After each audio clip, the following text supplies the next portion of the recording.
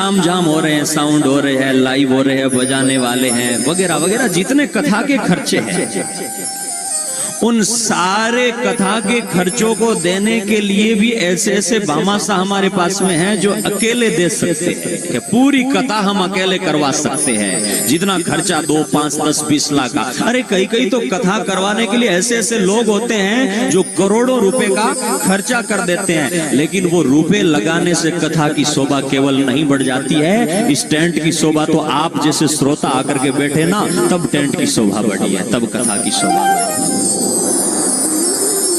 ये तो केवल सोना है, लेकिन सोने में नग जड़ने का काम तो आप करते हैं। और जो इतनी शोभा बढ़ाने के लिए आज दूसरे दिन इतनी बड़ी संख्या में माताएं बहनें और पधारे, जोरदार तालियों से सबका एक बार स्वागत और अभिनंदन करो और अपने आप को सौभाग्यशाली समझो। इस पंडाल में आ गए हो ना, तो यूं मत सोचना कि कोई हाथ पकड़ करके ले आया या यूं ही आ गए, नहीं। राम कृपा बिनु सुलभ न सोई, ये कथा तो बिना राम जी के कृपा के कोई सुन ही नहीं सकता। कई आकर के बैठ तो गए, लेकिन नींद आ रही है, सुनना संभव नहीं है भाई। क्या औकात इन जीवरी के राम रो नाम ले लेवे, क्या औकात इन जीवरी के राम रो नाम ले लेवे, ओ पाप देवे थापरी तो मुंडो फोर देवे।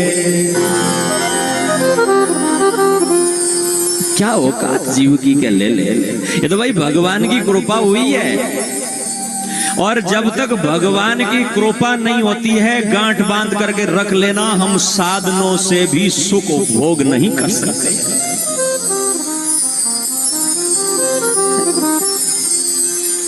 मिठाई तो तुम रुपयों से ला सकते हो, लेकिन उस मिठाई का रस लेने के लिए आपका शरीर शुगर से वंचित होना चाहिए ना।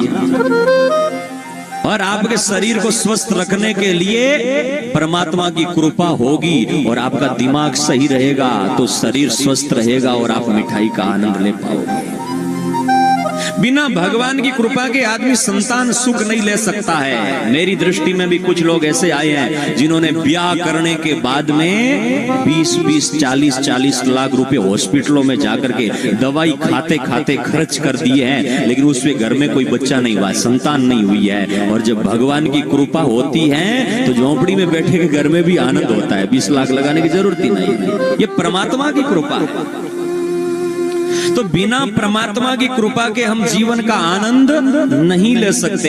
इसलिए जब हम भगवान की कथा में आकर के बैठते हैं तो ये समझना चाहिए कि राम कृपा बिनु सुलभ न सोई।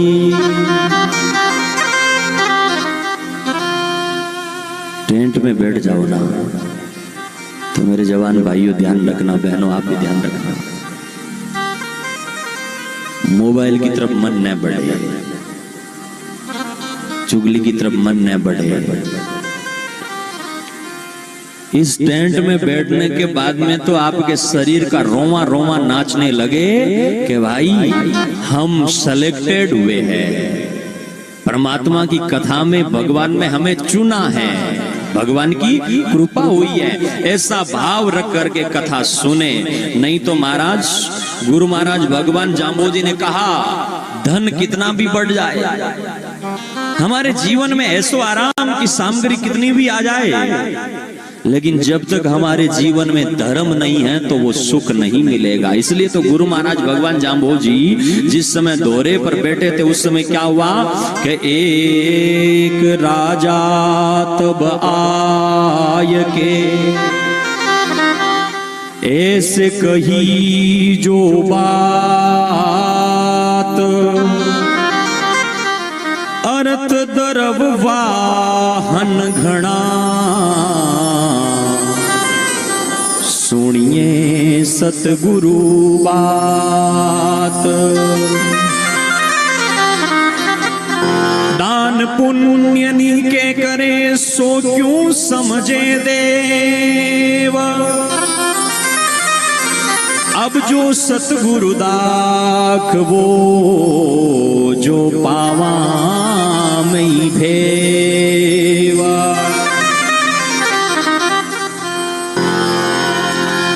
गुरु महाराज से आकर के पूछा कि गुरुदेव, अर्थ द्रव्य और वाहन घड़ा, अर्थ भी बहुत है, धन भी बहुत है, सुख उपभोग की सामग्री भी बहुत है, घर में वाहन भी बहुत है, लेकिन हम जीवन को सुखमय कैसे बना सके, हम जीवन को अच्छा कैसे बना सके, इस जीवन को, जीवन जीने के उद्देश्य को कैसे अपना सके, इसको लेकर के कुछ आपसे हम इच्छा रखते हैं कि कुछ शब्द कहो। तब भगवान ने क्या कहा, एक शब्द में कहा, हो अर तू गर तू साहण थाटू दुए काल है लोर जीसो।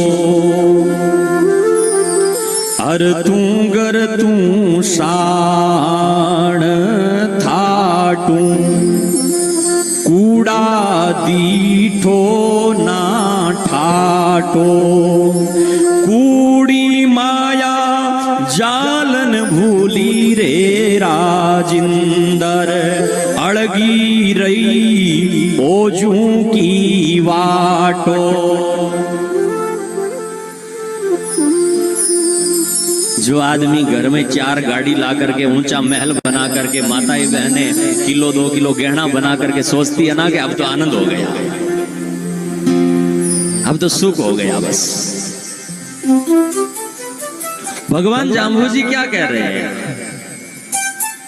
कूड़ा दीठा न ठाटो और कूड़ी माया जालन भूली रे राजेंद्र। राजेंद्र इस जाल में भूल मत जाना, ये तो कूड़ी माया है।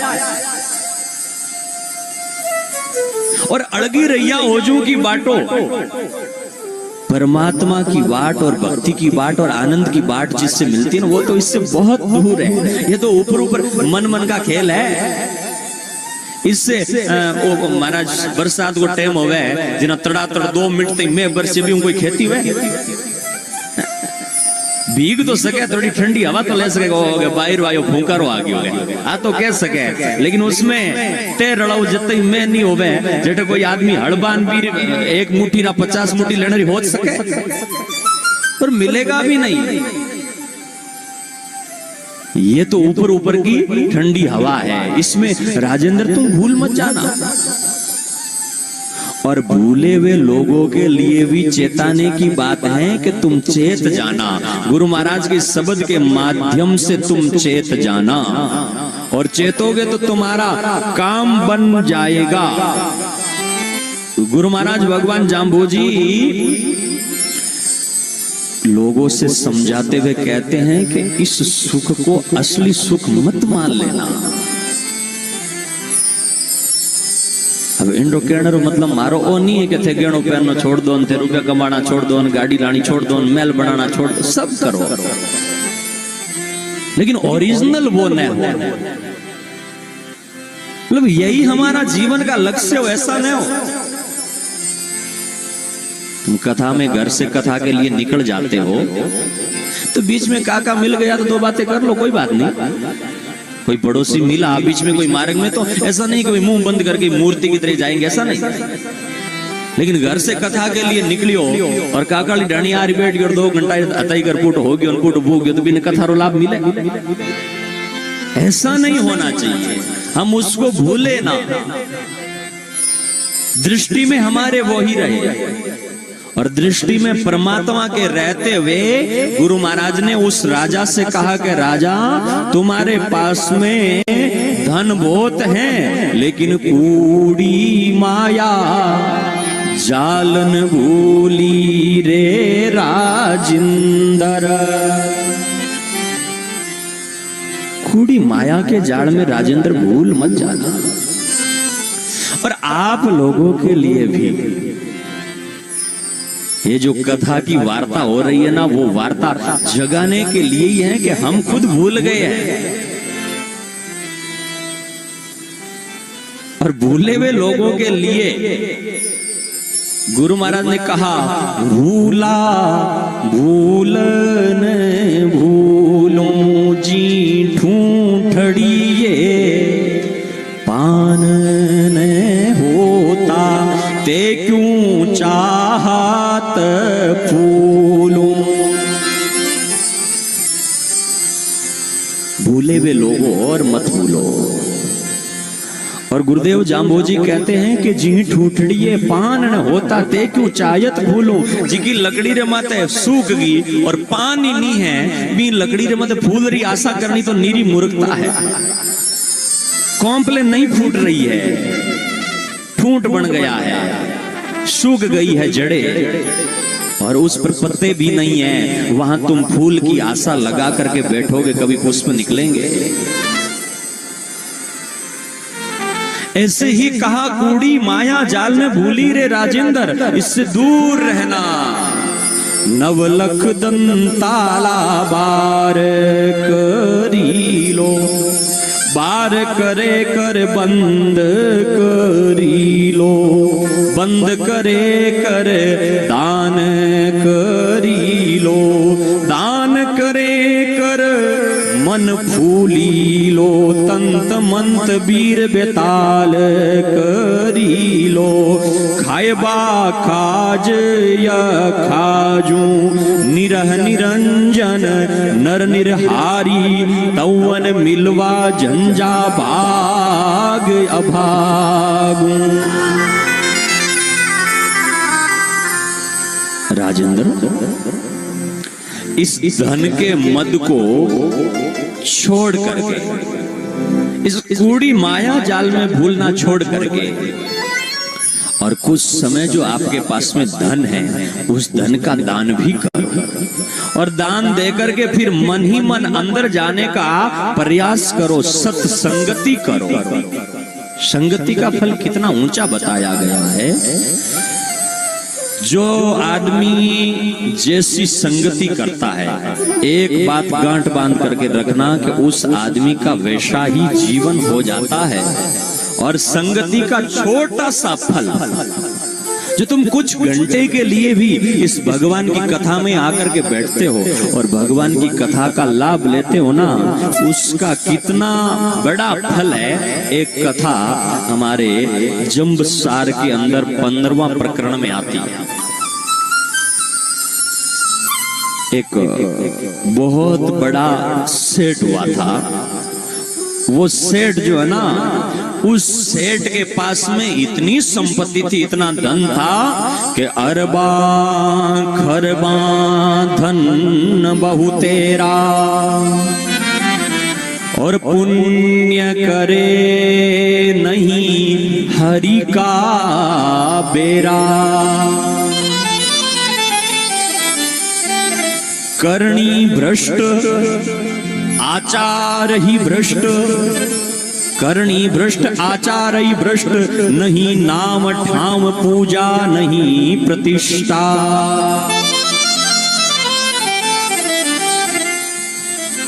आज रोजी को जमाने रो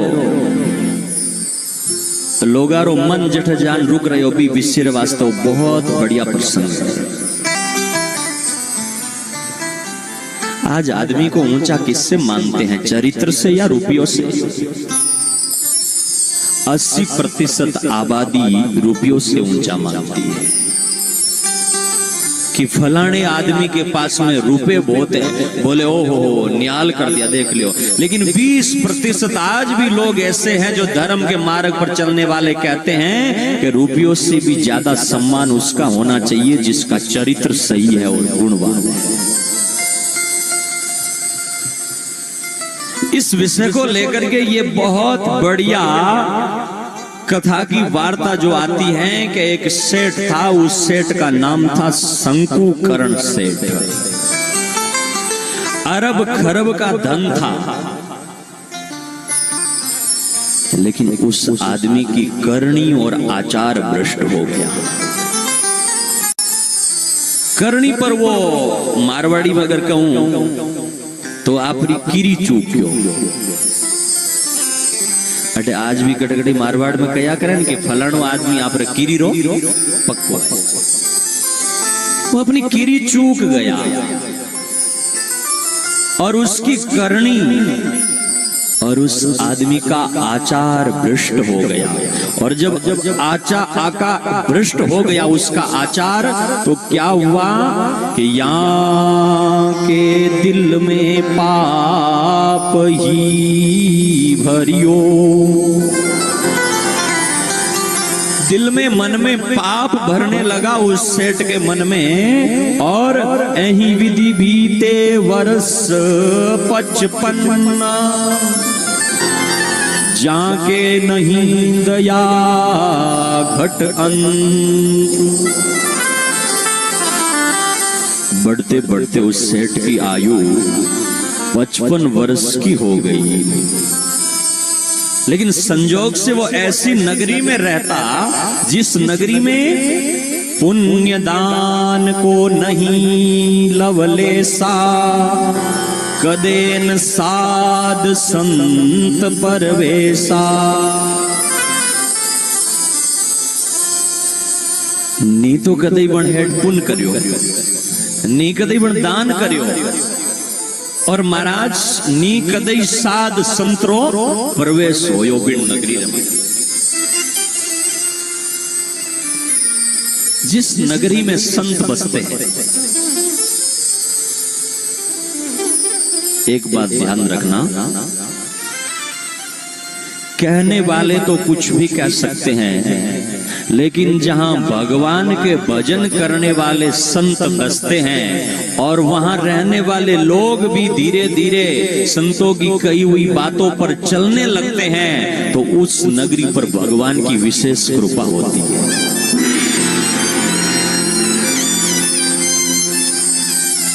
जिस नगरी में कभी संत नहीं गए हैं, जिन घरों ने कभी संतों का आदर नहीं किया है, कभी देखना उन घरों को, क्या परिवार के विषयों का रस का आनंद होता है।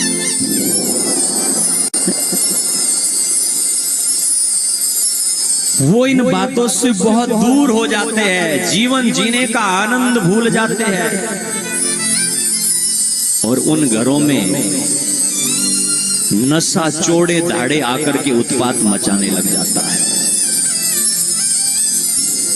उन घरों की संतानें जो होती है वो संस्कारों से विहीन हो जाती है। और जिन घरों में संतों का प्रवेश होता है, जिन घरों में संतों का आदर किया जाता है, हाथ जोड़े जाते हैं, संतों की बात को माना जाता है, उन घरों के बेटे कैसे होते हैं। और जिन घरों में कभी संत नहीं गए हैं, उन घरों को देख लेना। जिन घरों में कभी अच्छे आदमी का, महापुरुष का पदार्पण नहीं हुआ है, उन घरों में माँ बाप अगर गफलत में हैं, तो बेटे जो होते हैं ना, वो राम भरोसे होते हैं। और उन घरों के बेटे माँ और बाप को क्या समझते हैं? गाली झगड़ा, माँ तू क्या है, पिता तू क्या है, तू तड़ाक में बात होती है। रोज कणे पर हेडे पर जाकर के लड़ाई शुरू हो जाती है, भाई भाई को मारने के लिए उतारू हो जाते हैं। लेकिन जिन घरों में संतों की कथा सुनी जाती है और संतों की बात मानी जाती है, उन घरों के बेटे जो होते हैं वो माँ और बाप को भगवान मानते हैं और भाई को साक्षात भगवान विष्णु मानते हैं।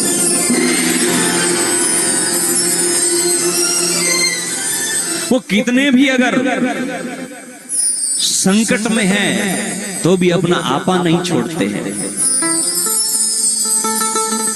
जिन घरों में संत प्रवेश होता है, संत जाते हैं। लेकिन उस शंकुकर्ण की नगरी में 55 साल बीत गए उस शंकुकर्ण सेठ को जन्म से लेकर के आज तक। लेकिन हुआ यां कि कदेन साध संत परवेसा, कभी उन्होंने संतों का दर्शन नहीं किया।